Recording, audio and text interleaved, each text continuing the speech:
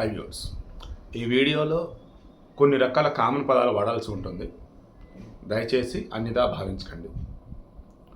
Common పదాలు అంటే ఏంటి? ఒక సామాన్యుడికి కడుపు కాలితే, ఒక సామాన్యుడికి ఆవేశం వస్తే, కళ్ళ ముందు కనిపిస్తున్న నిజాన్ని కూడా అబద్ధం ఎవడైనా మాట్లాడితే అప్పుడు వస్తాయి కదా మనసు నుంచి కొన్ని మాటలు. అవి కామన్ పదాలు. ఓకే, పాయింట్కి వద్దాం. కుక్క పెంట, పిండి వంట రెండు ఒకట. కొంతమంది మూర్ఖపు ముండా కొడుకులకి, కొంతమంది నాన్ హిందూ వాళ్ళకి, అండ్ హిందువులు కొంతమంది పనికిమాలిన రాజకీయ కుక్కలకి కుక్క పెంట, పిండి వంట ఒకటే. తమిళనాడులో మరి ఆ పార్టీ అసలు ఉందో లేదో మనకు తెలియదు. ఎన్టీకే పార్టీ అంట. ఆ పార్టీ అధ్యక్షుడు సీమాన్ అంట. వాడు తిరుపతి లడ్డూలు తినేవారని చచ్చారా? ఏంటి దేశంలో అసలు ఏం సమస్యలు లేనట్టు దాని గురించి అంతా మాట్లాడుతున్నారు, పోస్టులు పెడుతున్నారు, మీడియాని హైలైట్ చేస్తుంది. ఆపండే చాలు కానీ అంటాడు వాడు. ఎవడండి ఆడు?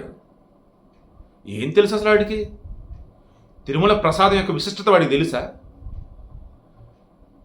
ఎవరన్నా గతంలో తిరుమల వెళ్ళేసి వస్తే అరే మనకి ఈరోజు ఆ ప్రసాదం పెడితే బాగుండు అని ఎదురు చూసిన సందర్భాలు ఉన్నాయి. ఆ ప్రసాదం తీసుకొని స్వామివారికి దండం పెట్టుకొని తినేవాళ్ళు. ఎందుకు? అది తినగానే వాళ్ళు చేసినట్టు తప్పులన్నీ పోతాయన్నట్టు, ఇక నుంచి అన్న పద్ధతిగా ఉంటారన్నట్టు, వాళ్ళకున్న రోగాలు కూడా తగ్గిపోతాయి. నమ్మకం, విశ్వాసం. హిందువులండి సనాతన ధర్మాన్ని నమ్మే వాళ్ళు ఎలా ఉంటారంటే వసుదైక కుటుంబం, ప్రపంచమంతా మనదే అనుకుంటారు. మీరు చెప్పండి, గుళ్ళ మీద చేసుకొని భారతదేశానికి చెందిన రాజులు మిగతా దేశాల జోలికి ఎక్కడైనా వెళ్ళారా? అక్రమంగా ఎక్కడైనా ఆక్యుపై చేసుకున్నారా? కానీ మిగతా ఇంకా నేను మతాల పేర్లు ఎత్తను కానీ చూడండి మీరు, ఎవడెవడో వ్యాపారం అంటూ ఒకళ్ళు, ఆడ సంపదను దోచుకుందని ఒకడు, ఈడకొచ్చి సనాతన ధర్మాన్ని గ్రంథాలు కాల్చి ఇంకొకడు, ఇలా చెప్పుకుంటూ పోతే చెయ్యి అనిపిస్తూ ఉండేది నాకైతే. ఎందుకు? ఇప్పటికీ సెక్యులర్ అంటూ. ఏమండి, దేశం వచ్చేసి రెండుగా విడిపోయిందండి మనది 1947. ఎందుకండి? ముస్లింలంతా పాకిస్తాన్కి వెళ్తున్నారని, దాన్ని మిగిలింది ఏంటండి? హిందువులు ఉండేదేనా? హిందుస్థానే కదా? హిందుస్థాన్ కాదట, సెక్యులర్ కంట్రీ. ఇందిరాగాంధీ హయాంలోనే ఎవరి హయాంలోనే పెట్టించుకొచ్చారు. లౌకిక అనేటువంటి ఒక పదాన్ని చేర్చారు. సో ఇలా చెప్పుకుంటూ పోతే మన దేశంలో ప్రశాంతంగా హిందువులు ఇప్పటికీ బతకలేకపోతున్నారన్న. హిందువుల పండుగలు చేసుకుంటే కోర్టుల ఆంక్షలు, ఎవడెవడో వస్తాడు మేము ప్రకృతి ప్రేమికులు అంటాడు, ఏదో ఆంక్షలు పెడతా ఉంటారు. నేను ప్రకృతిని ధ్వంసం చేయమని చెప్పను, ఓకేనా? అలానే అడ్డదిడ్డంగా సౌండ్లతో జనాన్ని సంబంధం నేను చెప్పను. బట్ బేసిక్ అండి, కొన్ని పండుగలకు సంబంధించి అవి కూడా కూడదంటారు. మరలా వేరే మతస్థులు చేసుకునే వాడికి ఒక్కడు నోరెత్తాడు. ఏదో ప్రకాష్ రాజ్ అండి, ఏంది అసలు ఆయన బాధ ఏంది? డియర్ పవన్ కళ్యాణ్ అంటూ ఇప్పుడు ఎక్కడైతే ఈ లడ్డూల వివాదం వచ్చిందో అక్కడ తమరు డిప్యూటీ సీఎంగా ఉన్నారు కదా, విచారణ చేపించండి.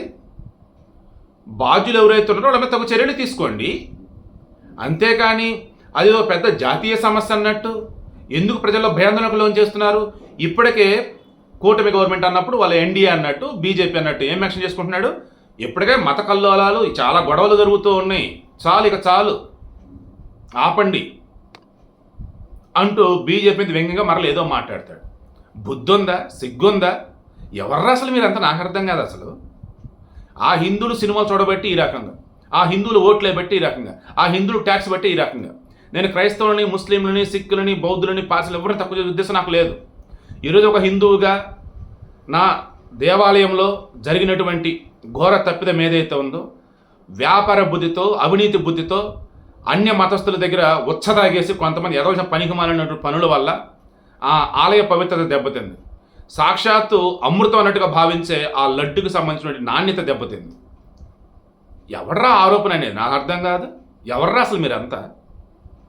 National accreditation board for testing and calibration laboratories, okay, NABL వాళ్ళు, national dairy development board NDDB, వీళ్ళు దేశంలోనే అత్యున్నతమైనటువంటి సంస్థలు అవి. వాళ్ళు ఇచ్చున్నారు.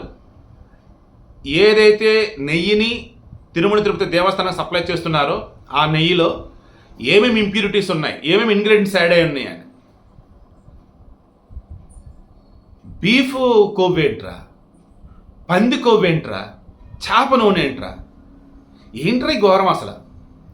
మరలా ఇక్కడ ఏం చెప్పున్నారు, ఒకవేళ ఏ పశువుల నుంచి అయితే వీళ్ళు పాలు సేకరించారో ఆ పశువులకి వేసే మేత కనుక హెవీ ఆయిల్ ఉండి వేరే తేడాగా ఉండి ఫుడ్ పెట్టినట్టయితే అప్పుడు ఇటువంటి వచ్చే అవకాశం ఉంది. అండ్ ఏ పశువుల నుంచి పాలు తీసుకున్నారో ఆ పశువులు కనుక సరైన మేత పెట్టకపోతే పోషకాహార లోపం వల్ల కూడా వాటి బాడీలో ఉన్నటువంటి ఫ్యాట్ కొరిగి ఇలా వచ్చే అవకాశం వస్తే లైక్ ఆల్రెడీ చెప్పి సరే విచారణ చేస్తారు, దర్యాప్తు చేస్తారు.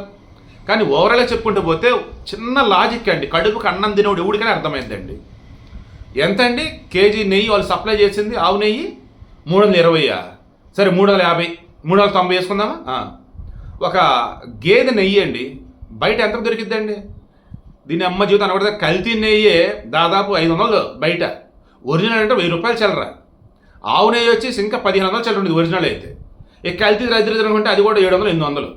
అలాంటి ఇక్కడ 390కి ఎవడెత్తాడు డబ్బులు? ఫ్రీగా ప్రింట్ కొడతాడు ఎవడన్నా, లేదన్నప్పుడు రాత్రి నెయ్యి వచ్చేస్తున్న వాడికి ఏమన్నా బేసిక్ అది. అదే జగన్ ఏం చెప్తాడు, నిన్న వచ్చిన నెయ్యికి సంబంధించి మొత్తం 3 సార్లు చెకింగ్లు చేసి అప్పుడు పంపిస్తారు, అంత పటిష్ట వ్యవస్థ. దీన్ని చంద్రబాబు అలా చేసాడు ఎలా చేసాడండి, బుద్ధి ఉందా? ఆడని టీటీడీ ఉద్యోగం తెలియదు ఏం జరుగుతుంది ఏంటో. అక్కడ పోటు అంటే దట్ మీన్స్ లడ్డూలు తయారు చేసుకోవాల్సి ఎన్నో సందర్భాల్లో చెప్పున్నారు. నేను రమణ దీక్షితులు మొత్తుకున్నాడే స్వామి, అసలు 5 ఏళ్ళుగా చెప్తున్నాను లడ్డు నాణ్యత తగ్గిందిరా, ఏదో తేడా ఉందిరా చూడండి అని ఊడు పట్టించుకోలేదు అని చెప్పేసి అన్నాడు. ఒక నిమిషం నన్ను అరెస్ట్ కూడా చేయబారా బాబు అని అన్నాడు. మీరు గుడ్డల మీద చేసుకుని చెప్పండి, మీరు ఏ మతస్థులైనా కానీ గతంలో తిరుమల లడ్డు తిని ఉంటారుగా, 2019 నుంచి 24 మధ్య లడ్డు తిని ఉంటారుగా. నందిని వాళ్ళు 2023 వరకు ఏమో సప్లై చేసినట్టున్నారు. 2023 తర్వాత మొత్తం తేడా కొట్టేసింది. లడ్డు నాణ్యత ఎంత ఘోరంగా పడిపోయిందండి. 2-3 రోజులకే గట్టిగా పడిపోవటం, మొత్తం అసలు నార్మల్ ఇది ఓవర్సీల్ కొట్లు కానీ కొన్నట్టు స్వీట్ షాప్లో కొన్నట్టుగా అయిపోతుంది అసలు. ఒకప్పుడు లడ్డు తీసుకొని ఒకళ్ళు బస్సు ఎక్కితే బస్సు అంతా ఘుమలాడేది. ఈరోజు బస్సు అంతా లడ్డులో ఉన్న స్మెల్ లేదు, ఏం లేదు అసలు. నాణ్యత లోపం ఘోరాతి ఘోరంగా ఇక్కడ జరిగిందండి. ఈరోజు చంద్రబాబు నాయుడు ఆగమన పండితులతో, తర్వాత వైదిక పండితులతో, తర్వాత ధర్మ ప్రచారక వాళ్ళ ధర్మ పరిషత్ వాళ్ళతో అందరితో కూడా ఇప్పుడు కూర్చొని ఆయన డిస్కస్ చేయబోతున్నారు. ఏ రకంగా సంప్రోషణ కార్యక్రమాలు ఏ రకంగా చేపట్టాలి, అసలు వాట్ నెక్స్ట్ అన్నట్టు. సో ఒక మాట చెప్పి నేను క్లోజ్ చేస్తాను. నేను జగన్ అన్నాడు కదా, ఎప్పుడో జూలైలో రిపోర్ట్ వస్తే ఇప్పుడు వరకు ఇది చెప్పింది. నేను నా ఛానల్లో క్లియర్గా ఇచ్చున్నా. నా ఫస్ట్ ఛానల్ క్యాటలిస్ట్ ఎస్పీ, రెండో ఛానల్ వచ్చి మహాభారతం ఎస్పీ, అంతకుముందు గరుడ ప్రాణం ఉండేది, ఇప్పుడు మహాభారతం చెప్తే నా పేరు పెట్టాను. అందులో జూలై 24వ తారీఖున నేనే ఇచ్చా వీడియో, ఈవో శ్యామలరావు చెప్పాడు. ఆ వీడియో నేను క్లియర్గా మెన్షన్ చేశాను. నా మనసు రావట్లేదు, నేను చెప్పలేకపోతున్నాను, భక్తులు ఎక్కడ బాధపడతారని. కల్తీ నెయ్యి అంటే మీరు అర్థం చేసుకోండి, నెయ్యిలో కల్తీ కలిసిందంటే అందులో నూనెలు ఏ నూనెలు వాడతారు మీ ఊహకే వదిలేస్తున్నా అని చెప్పేసి అన్న. అదే ఈరోజు చంద్రబాబు చెప్పాడు ఒక్క ముక్కలో. అవే రిపోర్ట్ కూడా బయట పెడతా ఉన్నాయి. ఆల్రెడీ ఉత్తర భారతదేశంలో జగన్ రెడ్డి బొమ్మలు తగలబెడతా ఉన్నారు. దక్షిణ భారతదేశంలో ఉన్న వాళ్ళంతా కూడా హిందువులు జగన్ పేరెత్తిన కొట్టేటట్టు ఉన్నారు.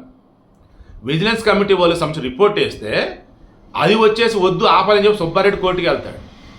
ఇలా చెప్పుకుంటూ పోతే ఈరోజు మనిషి అన్నవాడు ఏ మతస్థుడైనా కానీ జగన్మోహన్ రెడ్డి పాలనలో చేసిన అరాచకాలు, అకృత్యాలు అన్నీ తెలుసుకుంటున్నాడు. అండ్ తిరుమల తిరుపతి దేవస్థానం సంబంధించి వీళ్ళు చేసినటువంటి అపచారం అంతా ఎంతగానో తెలుసుకుంటూ ఉన్నారు.